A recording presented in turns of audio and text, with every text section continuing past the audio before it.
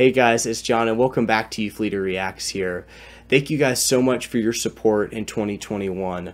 Whether it's through your likes or for your views or maybe a little bit of both on our YouTube and Instagram pages, I very much appreciate it. I look forward to a lot of the great new stuff that we have coming up here in 2022. And I hope you guys enjoy today this compilation of some of our highlights here of the different videos from this year. I hope you guys have a great rest of your day. Please take a look at our new playlist that we've put together on the YouTube channel as well, and enjoy this awesome compilation here.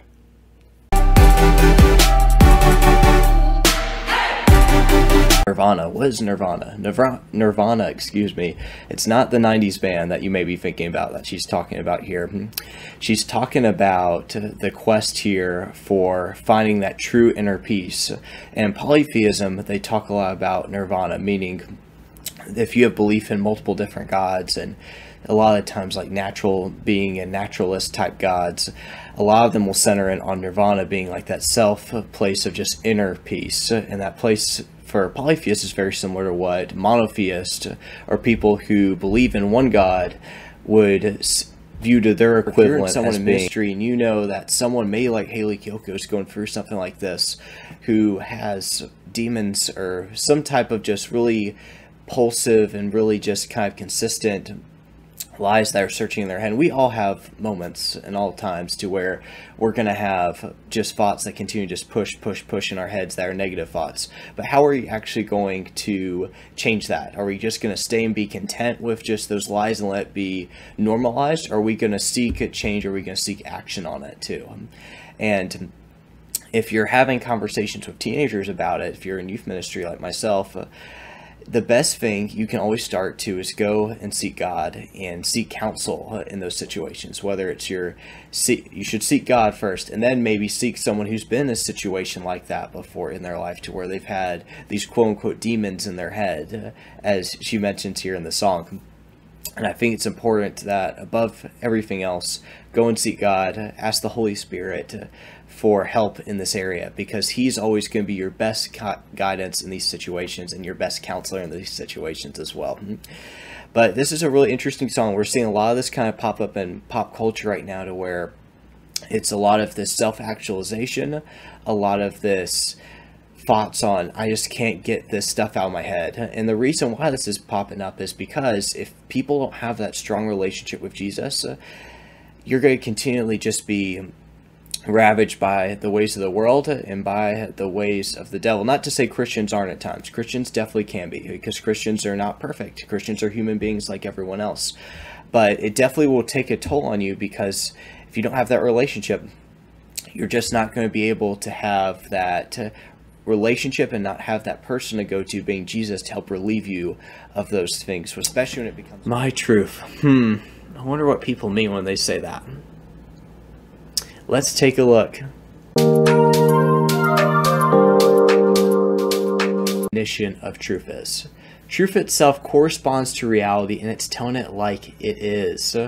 So for example here, if we look up and see that the sun is a yellow orangish type color, I can't go around and tell people, oh yeah, my truth is the sun is brown, and be right. Faith and her standard on the boyfriend who left her here, it seems, so far. So curious to see how this evolves here, which is never a good idea, as we are not designed to try to put our faith or put our standards in anything that ultimately is going to fail us, which is why it's so important for us to have that strong relationship with Jesus. Is it the right time to have that conversation? And what do I mean when I say that? What I mean is, has the Holy Spirit asked you to go and talk to that person, or are you trying to initiate that conversation? Because if we're trying to initiate the conversation and it's not quite God's timing for it, we could be creating more harm than good, no matter how many great stuff we share about Jesus with that particular person. That's the first thing. Second thing is, if the Holy Spirit is asking you to go and have a conversation with that friend, think about, what is your relationship like with that friend? Is that a deep friend you've known for years, or is it more of a friend that you just are getting to know here in the first place? Or maybe you've known them for a couple weeks, you've known them for a few months. So think about that, because depending on what your comfortability is with that person, that does affect, and what your relation, investment, and equity is with that person is pretty big too. So what I mean by that is, how comfortable do you feel talking with one another? Is it just a friend who's going to value what you say, or is it a friend who's maybe going to be like, I've known him for a little while, I'm not going to trust too much in what they're trying to speak into my life? So second thing there.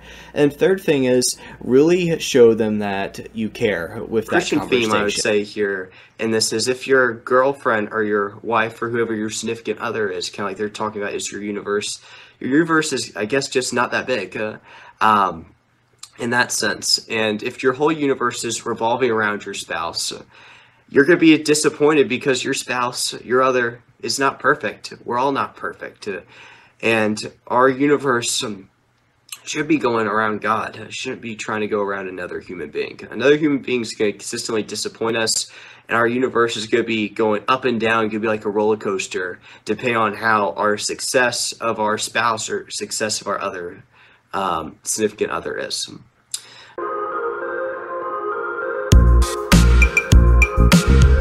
Recently I saw a video on Facebook, or maybe it was YouTube as well, and you could take a look at this video if you'd like to, if you have some time to do so. And this sheep kept jumping into a ditch, just kept jumping. It would jump into the ditch, and the shepherd would kind of pull its back leg and just flick it back up, and then a few seconds later it would just go down the road, and then jump into the same ditch and get stuck again. And I was just kind of giggling to myself, and I was thinking, that's so much of what our relationship with Jesus can be like sometimes, to where we'll go on the right path for a little while, and then we'll jump and get stuck in the ditch again when we sin. And Jesus comes right back around. And in the story of the blind man, which is really interesting, is how it starts off. It starts off by the disciples asking Jesus a question. And they ask him, "Rabbi, who sinned, this man or his parents, that he was born blind?" And Jesus shoots this down pretty quickly, where the disciples had the mindset very much of what was common back in the world at the time, especially if you were living in that particular region and you were Jewish at the time. And Jesus shoots it down and said, it's not near this man nor his parents who sinned, but this happened so that the works of God might be displayed in him.